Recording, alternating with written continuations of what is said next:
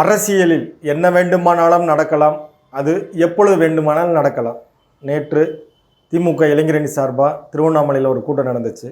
உதயநிதி அவர் பேசுகிறப்ப பாவம், கூட்டம் போட்டது அவங்க கட்சி சார்பாக கூட்டம் போட்டுட்டு அவங்கள பற்றி பேசாமல் அவர் பேசுனது பூரா பாரதிய ஜனதா கட்சியை பற்றியே பேசிகிட்டு இருக்காரு. என்ன சொல்கிறாரு? தமிழகத்தில் நீங்கள் கால் ஊன்ற முடியாது, வேர் ஊன்ற முடியாது, எவ்வளோ பேர் சங்கிகள் வந்தாலும் நீங்கள் ஆட்சி அமைக்க முடியாது, அமித்ஷாவே வந்தாலும் இங்கே ஒன்றுமே பண்ண முடியாது அப்படிங்கிற மாதிரி அவருடைய ஒரு 4.5 வருஷம் ஆட்சி செஞ்சுருக்காங்க.